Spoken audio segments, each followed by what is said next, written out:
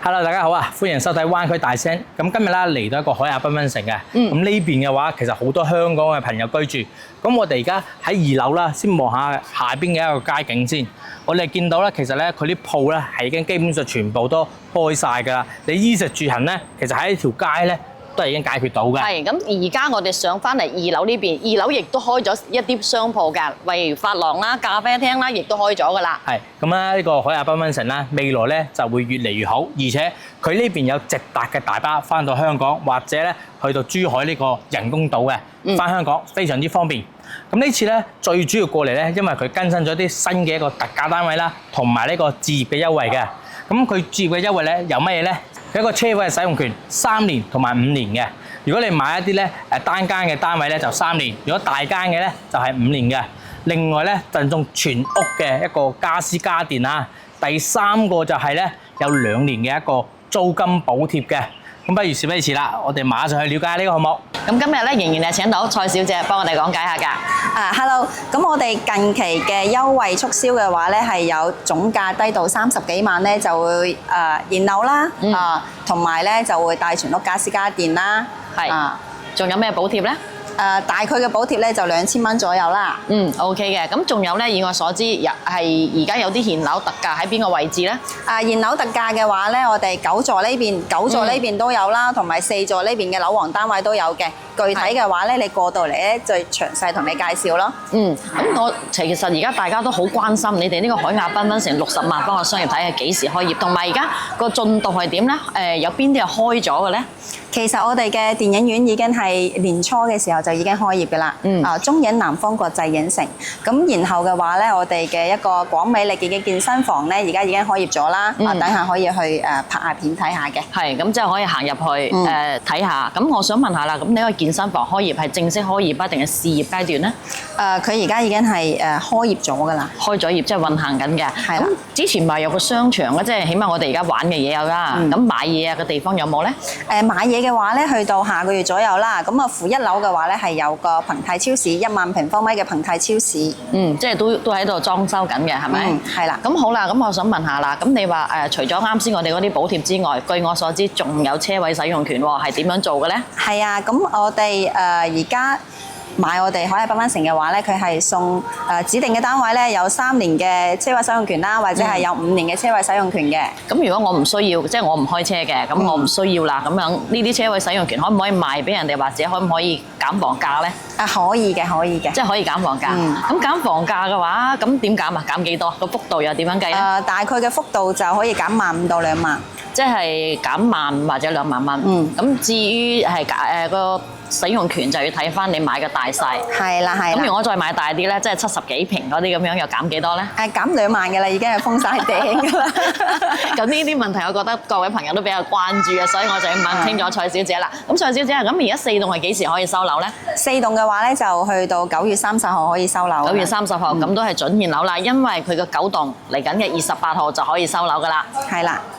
咁我哋睇翻啦，呢個咧係54平方嘅一個2房嘅單位，呢個單位咧就進可攻退可守啦。因為其實我哋好多朋友都中意呢個戶型㗎嚇。咁首先咧，阿 Ken 身後呢個係一個廚房嚟嘅。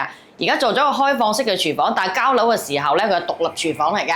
冇錯，咁而且咧，佢呢邊咧個廳咧係特別大，比其實好多工業產品嚟講，佢呢個廳已經算非常之大啦，舒適一啲。咁我呢邊咧，我左手邊就係一個衞生間，衞生間亦都係比較深嘅，相對嚟講比較大嚇。咁呢邊咧就係一個陽光房同埋露台嘅位置，咁呢邊咧就係有一半係完全係贈送俾大家啦。咁我哋睇翻。而家佢成個海亞繽紛城，咁其實咧我哋見到啦，佢而家已經即係做到七七八八嘅啦，可以咁講。係應該講咧，天台而家咧佢已經做緊綠化，即係頂層啊做緊綠化嘅。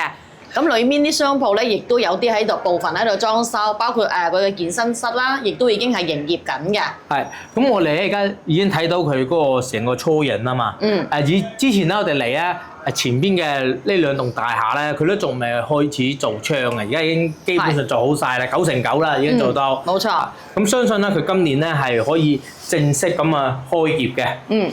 咁呢個戶型咧，亦都係好多朋友中意嘅。頭先咧仲有未講到呢間房，大家可以再參觀一下。咁呢一間房咧就似正規嘅一啲住宅嘅房咁樣啦。咁啊相對嚟講咧，雖然話細咁少少，但係你話公寓產品嚟講，呢間房相當唔錯嘅。冇錯，同大家去講翻啦。佢而家呢邊咧有車位贈送啦，有房屋津貼啦，有呢個家私家電贈送到俾大家。咁呢套單位咧，我哋先講翻啦。佢如果大家去做一個房屋嘅津貼咧，都好大幾萬蚊㗎喎。係，咁啊睇翻自己啦，點樣選擇？因為佢係有啲指定嘅房源先有，有啲係冇㗎嚇。冇錯，總之帶房屋津貼嘅，佢就會帶埋呢個家私家電。咁而家啦有特價單位嚇，佢成交嘅總價咧大概喺58萬左右。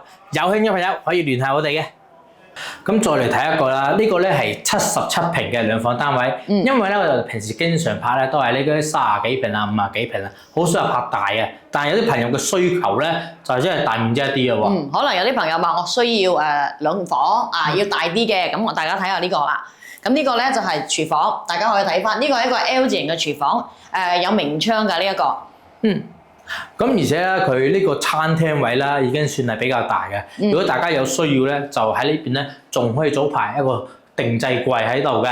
冇錯啦，咁要提一提大家嚇，呢個單位係可以用燃氣嘅嚇，可以明火煮食嘅。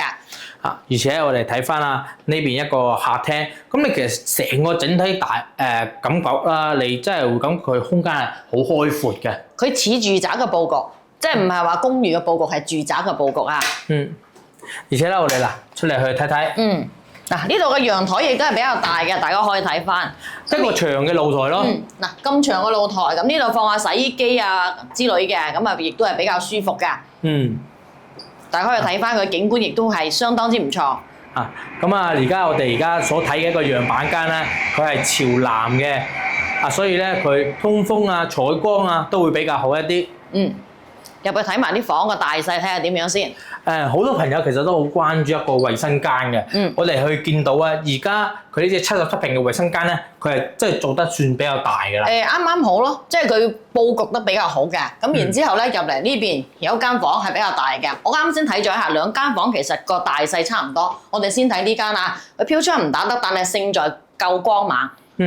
你買呢套戶型嘅話咧，咁其實咧你都可以望到一個商場嘅一個景觀，係好舒適、好舒服嘅。係咁大兩房嚇，呢啲位置做晒三邊落床、衣櫃啊，全部做好晒嘅。之前我有一個客戶朋友係專門去揾呢隻戶型去睇嘅。咁我哋再嚟睇翻呢邊呢間房咧，咁佢就係貼牆咁去做鋪床。呢邊咧就係做咗一個非常之大嘅一個衣櫃，有一個好好嘅一個收納空間嘅。要提一提大家嚇，佢兩間房都係做咗大床嘅。咁有啲朋友話：我唔需要咁大，我兩房已經足夠啦。咁呢一個咧，大家可以考慮一下，因為啱先睇嗰個咧，佢56平咧，佢其中有一間房相對嚟講細間一啲。咁如果你話中意大兩房，可以考慮下呢個。冇錯，咁咧大家係如果話我中意樓下有商場，亦都多香港人揾間一個大一啲嘅兩房啊，呢個係比較適合嘅。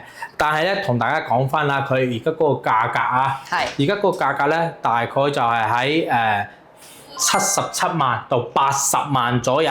有興趣嘅朋友咧，可以聯繫我哋嘅。咁今日同大家了解咗呢個海亞繽紛城最新嘅一個資訊啦。咁再同大家重複一下啦，而家佢嗰個禮品。如果咧大家係選擇一個單間嘅一個單位啊，39平方咧，佢就係有3年嘅呢個車位使用權嘅。如果咧買兩房以上咧，係有5年嘅。咁另外嘅話咧，係有2年啊，2年嘅一個租金補貼。去俾到去大家嘅，咁最後一樣咧就係全屋家私家電，咁呢啲咧都係一個指定嘅單位，咁如果大家有興趣咧，可以撥打5740426聯繫我哋帶你實地睇樓嘅。睇完視頻朋友記得添加關注我哋灣區大聲，同埋俾個拉我啊！咁呢期節目就到呢度啦，我係Ken，我係阿 May，我哋下期節目再見，拜拜。